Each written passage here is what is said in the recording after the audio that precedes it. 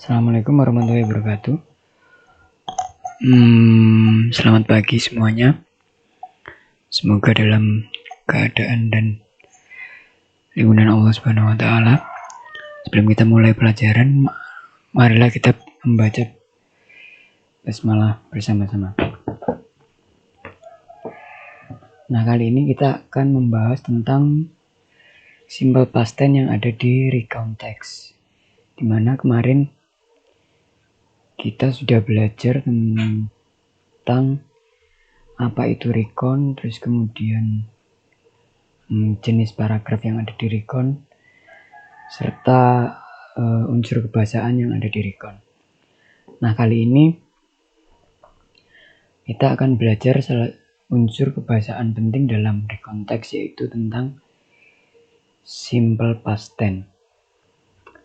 Nah, simple past tense sendiri merupakan bentuk kalimat yang mengindikasikan pada masa lampau. Fungsinya menceritakan kejadian, peristiwa, atau pengalaman yang telah terjadi di masa lampau. Baik itu kejadian yang faktual maupun kejadian yang pernah dialami oleh teman-teman. Yang ketiga, keterangan waktu yang digunakan adalah dalam simple past tense itu ada ago, yesterday, last week, last month, last year, sama 2 days ago.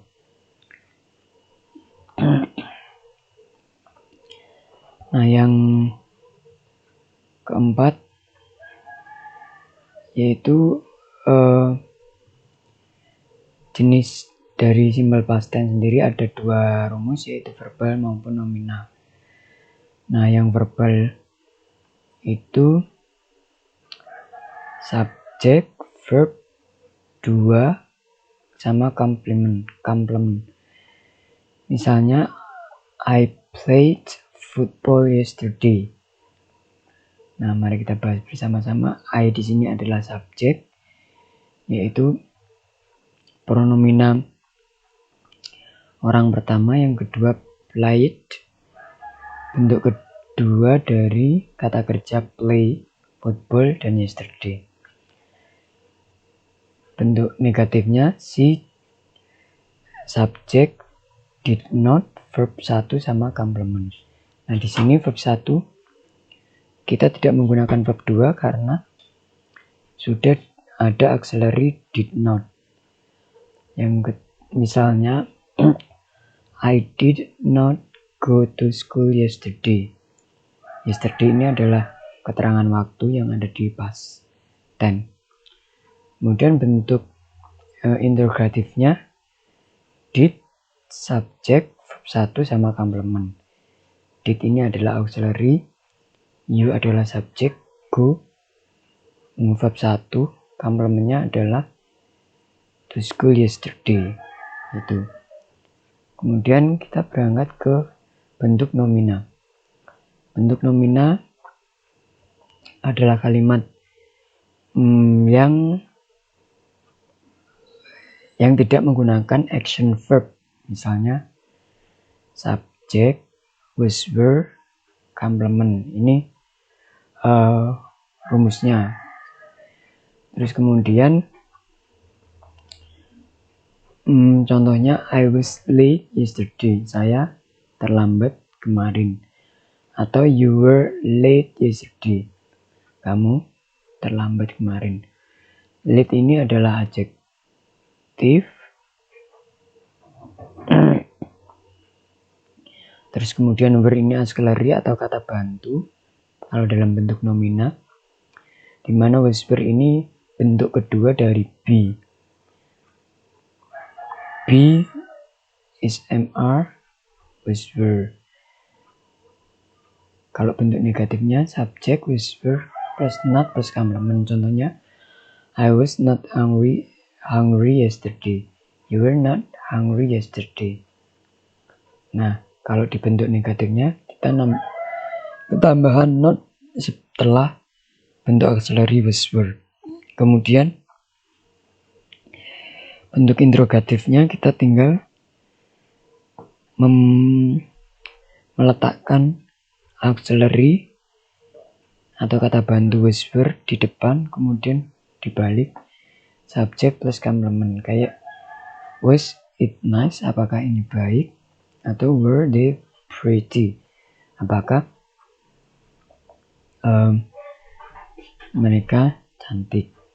Nah, tenses dalam recon itu ada simple past tense, past perfect tense, past continuous tense, dan past perfect continuous tense.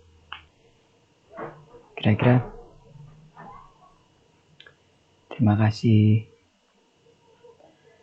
Kemudian kita akan membahas tentang ide pokok dan ide penjelas teks recon. Salah satu cara mengidentifikasi ide pokok dan ide penjelas teks personal recon, misalnya kita mengambil contoh di englishforsma.com. My mother got me ready for school.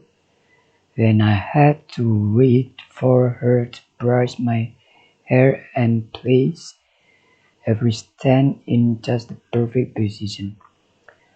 I had to show her my shoes that I had cleaned the night before, and my school bag had to be neatly put on my shoulder before I could get near the door. Only after my mother was totally satisfied would I be allowed to rise out of the front door. I would leave home at 8 a.m. on the dot and make my way down the lane. After a walk of about 700 meters, I would be able to see the tall steeple of the school.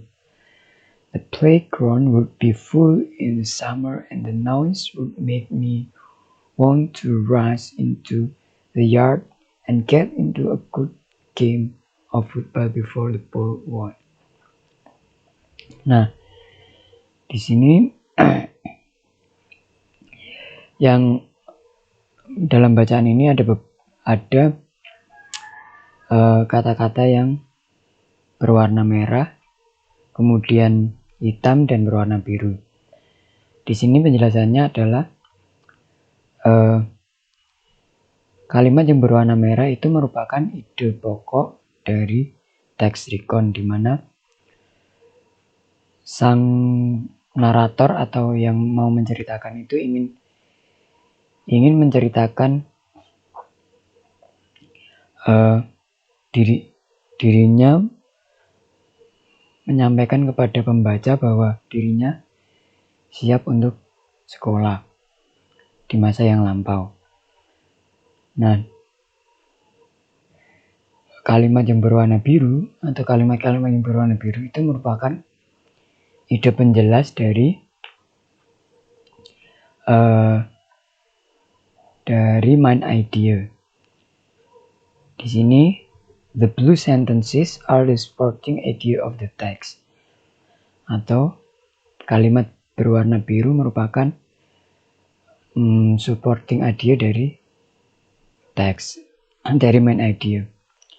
Apa itu supporting idea? Supporting idea merupakan kalimat pendukung dari ide pokok paragraf. Nah, di sini nomor 1, what is main idea? Apa main idea di atas? Main idea adalah informasi yang menceritakan keseluruhan dari keseluruhan paragraf. Kalau contoh yang saya baca tadi, my mother got me ready to school. Itu merupakan main idea-nya. What is the supporting detail? Kemudian ada supporting detailnya. Supporting detail merupakan kalimat yang mendukung atau mengklarifikasi ide pokok paragraf. Biasanya terletak setelah ide pokok paragraf. Nah, supporting detail terdiri dari